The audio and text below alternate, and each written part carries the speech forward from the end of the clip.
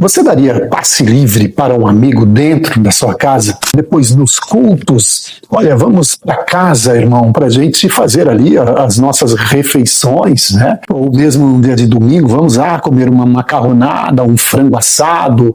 Começaram então a ter uma grande amizade com aquele irmão da igreja. E até pelos relatos que ele me disse, ele resolvia ali todos os problemas para ele, fazia pequenos reparos na casa daquele casal. Olha, a torneira está vazando, um encanamento furado, ele ia lá, consertava, subia no telhado, regulava o portão. E olha, estamos um pouquinho meio apertado esse mês. Ele, não, empresta esse dinheiro aí, meu irmão, e nós estamos aqui para isso. A amizade é assim mesmo que se faz. E eles começaram então a estreitar cada vez mais este laço, este relacionamento.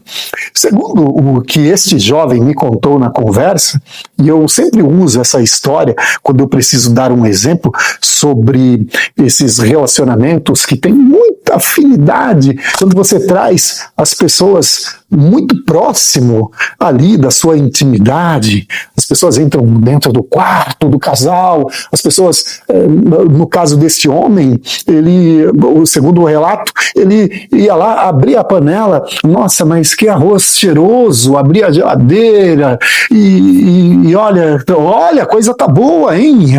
Tem bastante coisa dentro da geladeira, e ele era assim. Aquele jovem que ainda estava no começo da sua vida, da sua carreira de trabalho, estava na igreja para procurar bons caminhos, bons conselhos. Um moço bom, uma pessoa que procurava pelo caminho certo. Um rapaz simpático, moça simpática, um casal bonito, ambos bem simpáticos, acolhedores. A amizade só foi crescendo, gente. Só foi crescendo. Mas, abrindo um parênteses aqui, eu sempre digo que a intimidade que nós temos com qualquer pessoa, ela tem uma linha tênue. Nós não podemos ultrapassar aquela linha tênue em alguns quesitos. E muitas vezes, quando o casal é muito jovem e ele acaba trazendo uma pessoa mais experiente para dentro da sua casa, acaba atrapalhando. Sabe por quê? Você vai colocar um homem ali, você que é jovem, precisa entender o que eu estou falando, você vai entender o que eu estou falando.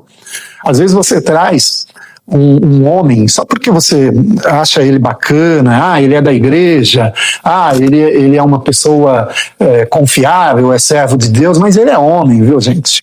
Eu já vi, eu fui da igreja desde os meus, se eu não me engano, eu me batizei com 11 anos de idade na igreja. E eu vi acontecer muito disso daí.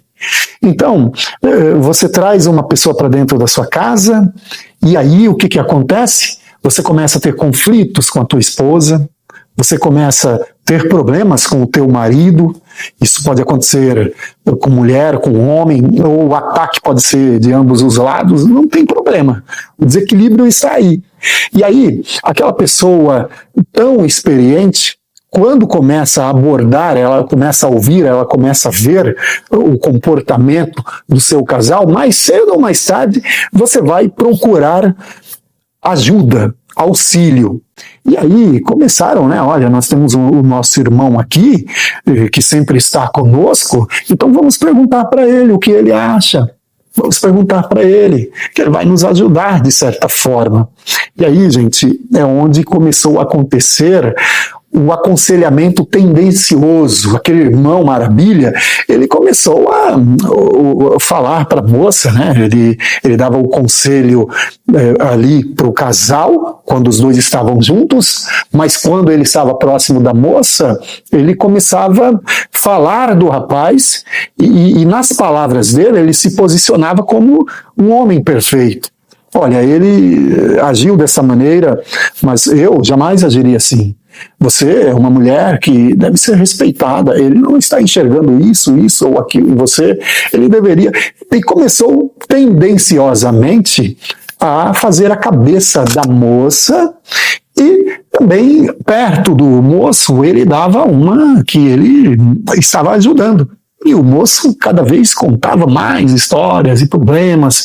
E para o moço ele falava que o moço estava certo, para a moça ele falava que a moça estava certa, e quando os dois estavam frente a frente, ele fazia o meio de campo ali e não falava de ninguém, e foi levando a vida assim.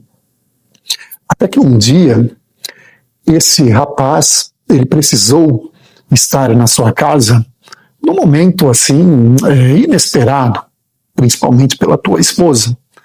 E quando ele chegou, ele se deparou com este irmão mais velho do que ele, mais experiente, dentro do seu lar, sozinho com a sua esposa, dentro do quarto.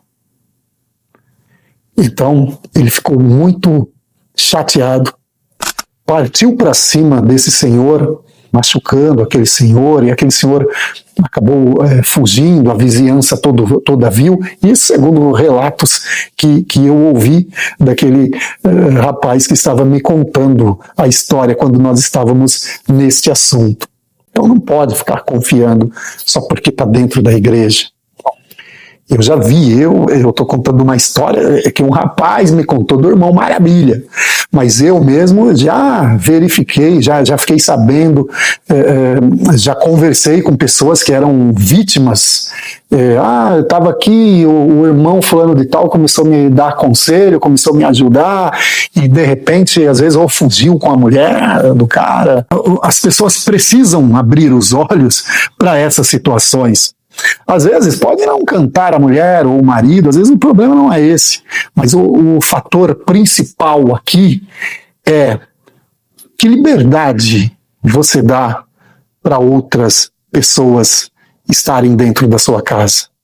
Um ambiente onde tem dois homens governando, dois homens coordenando, ou vai virar disputa, ou vai virar área daquele que tem mais testosterona.